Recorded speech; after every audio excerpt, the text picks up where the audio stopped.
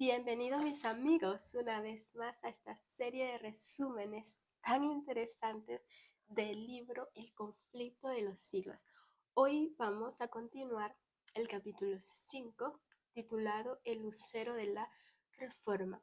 En el resumen anterior hemos hablado de un reformador muy interesante llamado Wycliffe, así que si no lo has visto te invito a verlo. El resumen anterior es resumen 7 para que no te pierdas ningún detalle de lo que vamos a continuar hablando. Este nuevo resumen 8, continúa diciendo: Wycliffe empezó a escribir y publicar folletos contra los frailes, no tanto para provocarlos a discutir con él, sino para llamar la atención de la gente hacia las enseñanzas de la Biblia y hacia su autor.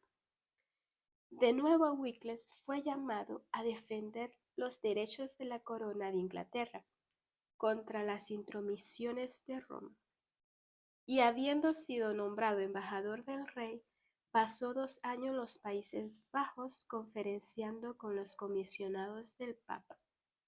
Allí estuvo en contacto con eclesiásticos de Francia, Italia y España, y, y tuvo la oportunidad de ver lo que había entre bastidores y de conocer muchas cosas que en Inglaterra no hubiera descubierto.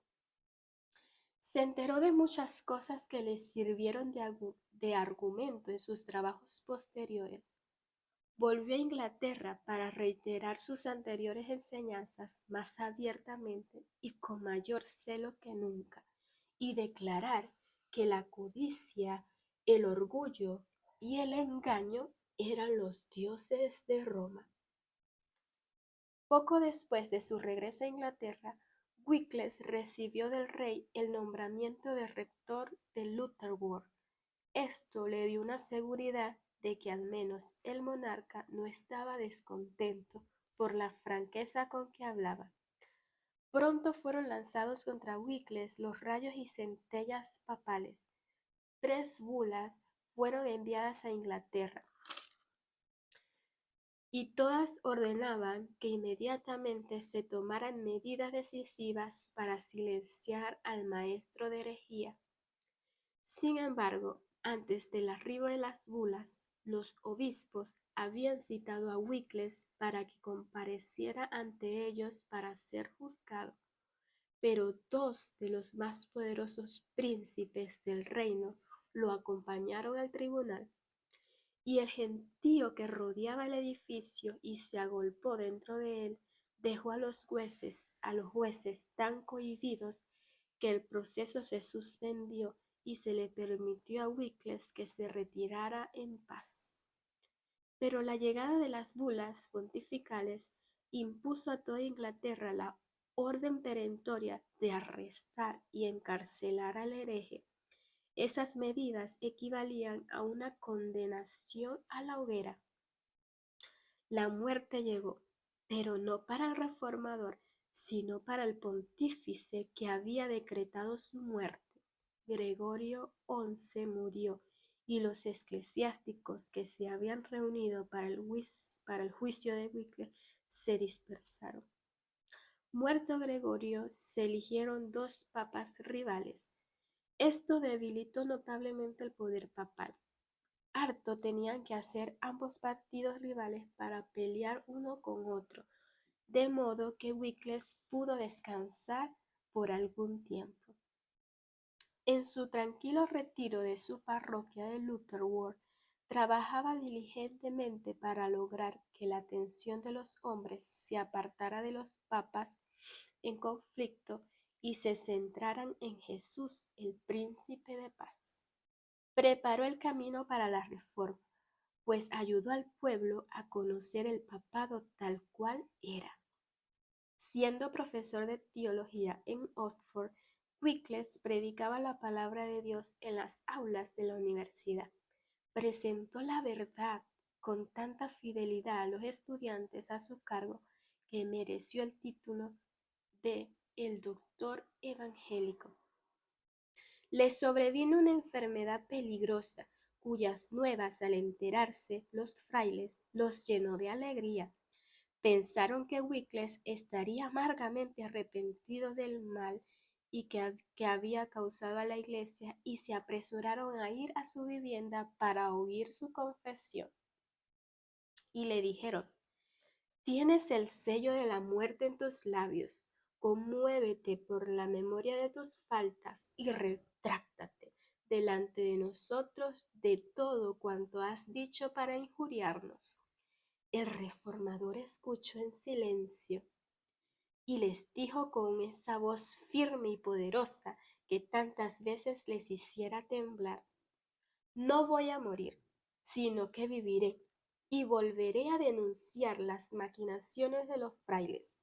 Sorprendidos y desconcertados, los monjes se apresuraron a salir del aposento.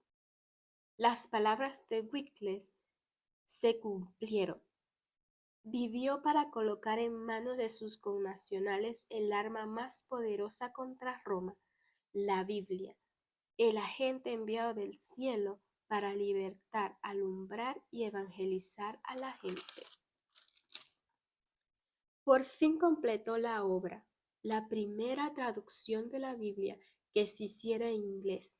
La palabra de Dios quedaba abierta para Inglaterra.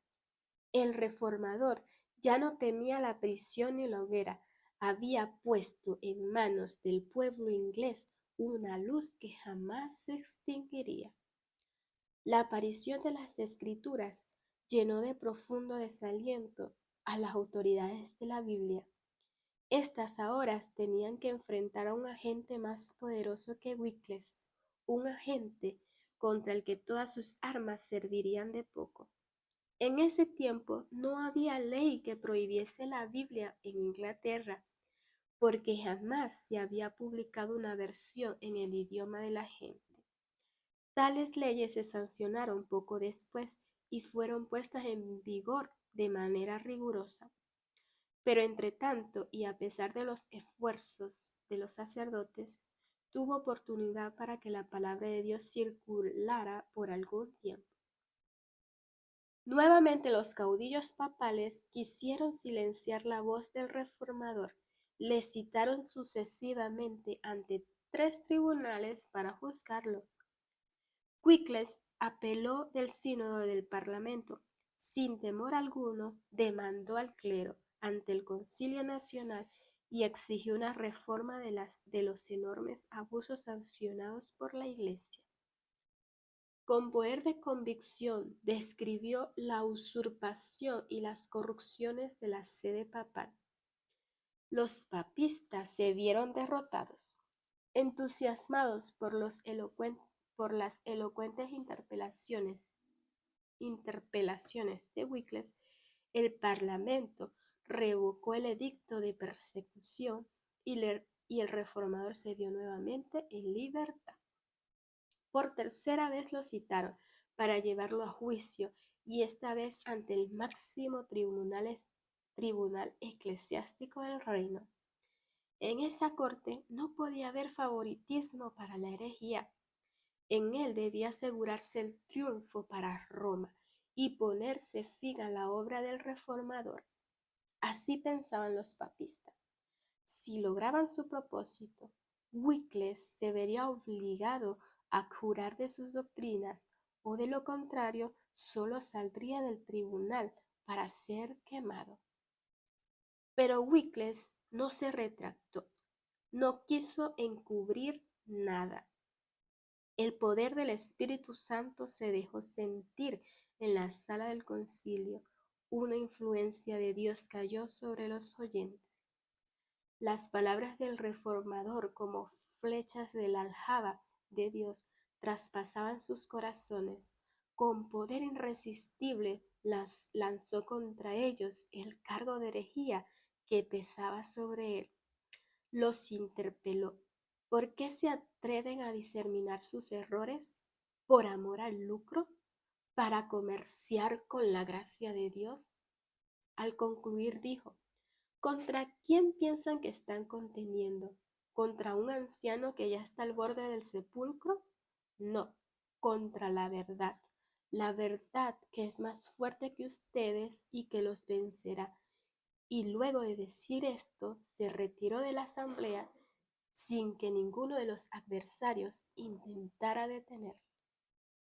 Realmente Wycliffe fue un hombre muy valiente, capaz de enfrentarse a los papas para desenmascararlos y defender hasta el final la verdad. En un próximo resumen vamos a concluir la historia de Wycliffe, vamos a ver cómo fue el final de su misión. Así que no te lo puedes perder. Te espero en un próximo resumen. Un abrazo.